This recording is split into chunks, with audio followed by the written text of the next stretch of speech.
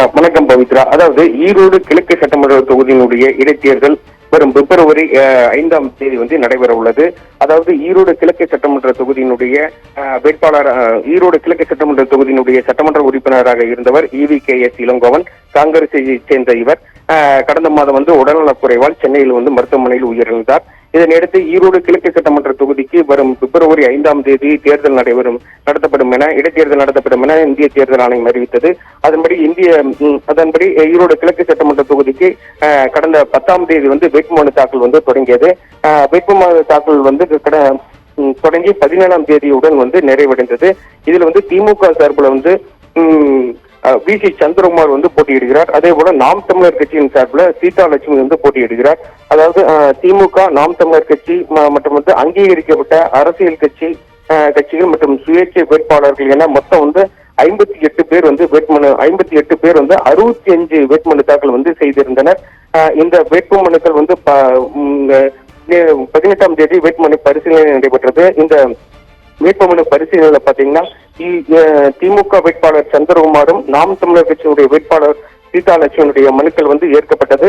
அதே போல அதாவது நாம் தமிழர் கட்சி மற்றும் திமுக வேட்பாளர் சந்திரகுமார் ஆகியோருடைய மாற்று வேட்பாளருடைய 2 மனுக்களும், ஒரு சுயேட்சை வேட்பாளருடைய 1 மனுவும் என 3 மனுக்கள் நிராகரிக்கப்பட்டிருந்தது. தற்போது 55 வேட்பாளர்கள் மனுக்கள் ஏற்றுக்கொள்ளப்பட்டுள்ளது. இந்த வேட்புமனுக்களுடைய வாபஸ் பெறக்கூடிய நாள் இன்றைய கடைசி நாளாக அறிவிக்கப்பட்டுள்ளது. அதன்படி இன்று காலை 11 மணி முதல் மாலை 3 மணி வரைக்கும் இந்த வேட்புமனு வாபஸ் பெறக்கூடியவர்கள் போட்டியிட விரும்பாதவர்கள் தங்களது வேட்புமனுக்களை வாபஸ் பெற்றுக் கொள்ளலாம் என அறிவிக்கப்பட்டிருக்கிறது. இதனையடுத்து இறுதி வேட்பாளர் பட்டியல் இன்று மாலை வெளியிடப்படும். அதன் பின்னர் அங்கீகரிக்கப்பட்ட அரசியல் கட்சிகளுக்கு அவர்களது சின்னமும் மற்றும் சுயேட்சைகள் மற்றும் சின்னம் ஒதுக்கீடு பெறாத அரசியல் கட்சிகளின் வேட்பாளர்களுக்கு தேர்தல் ஆணையத்தால் பரிந்துரைக்கப்படும் வேட்பாளர்கள் கேட்கும் சின்னமும் ஒதுக்கீடு செய்யப்படும். ஒருவேளை ஒரே சின்னத்தை பல வேட்பாளர்கள் கேட்கப்படும் சூழ்நிலை ஏற்பட்டால் அங்கீகரிக்கப்பட்ட அரசியல் கட்சி மற்றும் அதன் பின்னர் சின்னம் கேட்டு முதலில் தாக்கல் செய்யப்பட்ட மனுப்பதிவு செய்யப்பட்ட அரசியல் கட்சி என்ற வரிசையின் அடிப்படையில் சின்னம் ஒதுக்கீடு செய்யப்படும். இதனை எதிர்த்து ஒதுக்கீடு செய்யப்பட்ட சின்னங்களுடன் இறுதி வேட்பாளர் பட்டியல் இன்று மாலை வெளியிடப்படும் என எதிர்பார்க்கப்படுகிறது. இந்த வாக்குப்பதிவு இயந்திரங்கள், அதனைத் தொடர்ந்து வாக்குப்பதிவு இயந்திரங்களில் வேட்பாளனுடைய பெயரும் சின்னமும் பொருத்தும் பணிகள் மேற்கொள்ளப்படும்.